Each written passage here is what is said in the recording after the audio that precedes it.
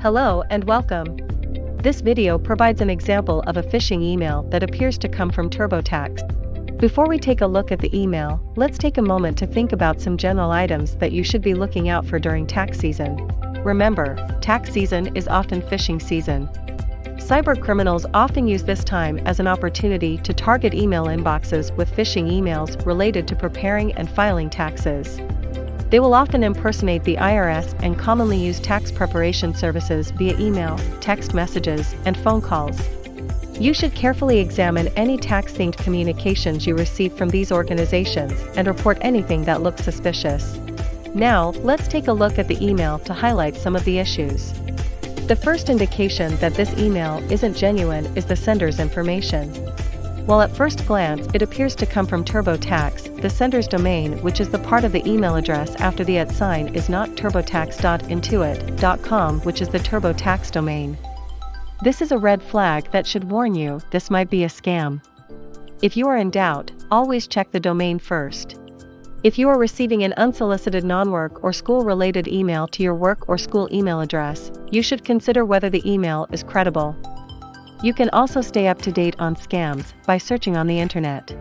The IRS has recently issued a warning that there is an ongoing IRS impersonation scam that targets educational institutions, including students and staff who have a .edu email address. There are additional details in the email that also indicate that it isn't genuine. The offer presented in this email is for 40% off. This is a significant discount that is probably too good to be true. Another indication that the email may be fraudulent is it encourages you to act quickly. Including an urgent call to action is a common tactic in phishing schemes. The goal is to create stress and make you act without thinking. When you receive a suspicious message, you should consider whether it is even credible.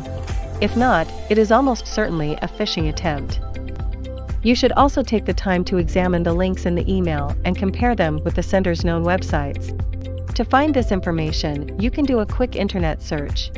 In this instance, a search for TurboTax reveals the official web address for TurboTax differs from the address in the message. Further examination of the links in the message highlights another issue. They both use an HTTP rather than an HTTPS prefix. This is a small but important distinction.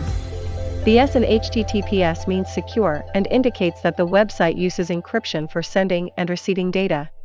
This designation also requires the website owner has verified that they are who they claim to be. When browsing the web, you should always look for the S and the lock icon in your browser's navigation bar so that you know you are browsing securely.